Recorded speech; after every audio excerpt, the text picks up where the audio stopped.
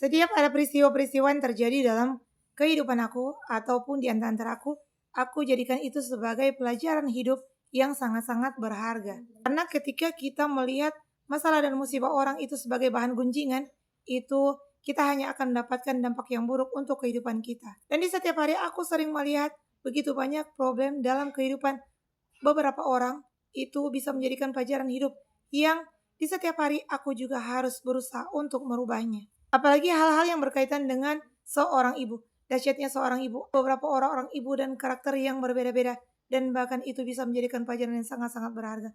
Kamu penasaran? Kamu boleh tonton video aku sampai selesai. Assalamualaikum warahmatullahi wabarakatuh. Buka pintu hati karena Allah.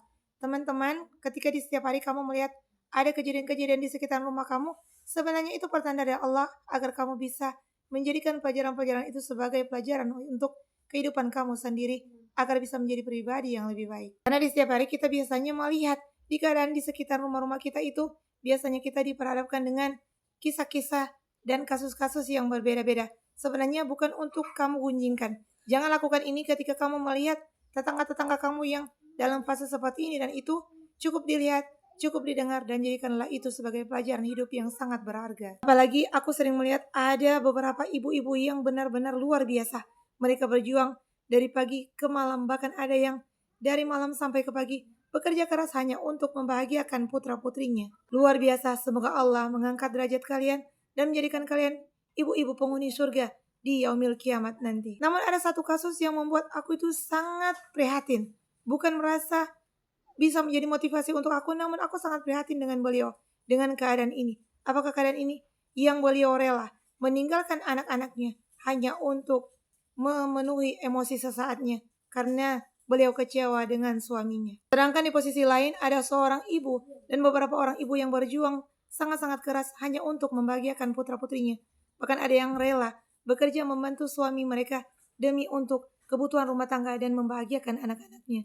Namun di posisi yang lain, malah seorang ibu ini sangat membuat aku sampai merasa tersayat-sayat hati begitu dia meninggalkan anak-anaknya hanya karena emosi sesaat, karena dia itu bertengkar dengan suaminya. Dan setiap hari itu kau sering melihat anaknya itu sangat-sangat menderita. Memang terkadang kita diperhadapkan di posisi yang kurang enak dalam hidup. Semisalnya kita kecewa dengan pasangan kita, dan kita ingin menghindar karena apa? Kita ingin menjaga kewarasan kita. Namun jangan sampai hal seperti ini membuat kamu lalai terhadap anak-anakmu. Kamu mungkin belum sekarang akan merasakannya, namun di depan nanti kamu adalah seorang ibu yang kurang beruntung karena dengan penyesalan yang sangat-sangat luar biasa.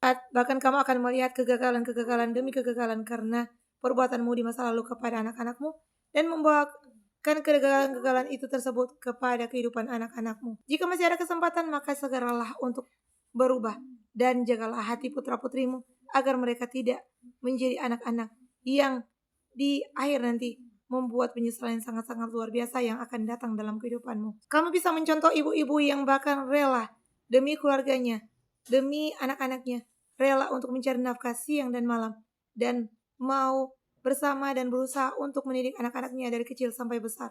Dan janganlah kamu hanya karena emosi sesaat berusaha untuk mengabaikan tugas-tugasmu sebagai seorang ibu. Dari kisah ini aku bisa belajar karena di sana aku berusaha untuk berupaya menjadikan diriku sebagai seorang ibu yang bisa memberikan yang terbaik untuk anak-anakku. Mungkin bukan dalam hal pekerjaan karena aku tidak bisa bekerja, karena di posisi aku juga kesehatan aku kurang baik. Namun alhamdulillah di fase yang sama aku bisa mendoakan mereka dengan doa kebaikan. Untuk kamu yang merasa dengan postingan aku mohon maaf karena ini hanya sekedar postingan mengingatkan, karena sebagai seorang saudara itu hanya berusaha untuk mengingatkan saudaranya yang lain agar bisa jangan sampai kamu menyesal di kemudian hari. Dan sebaik-baiknya manusia yang sering bersalawat kepada baginda Rasulullah, Allahumma shalli ala sayyidina Muhammad wa ala ali sayyidina Muhammad. Hanya hidup di dunia dan begitu banyak masalah, sholatin aja karena hanya itu solusi semua masalah. Wassalamualaikum.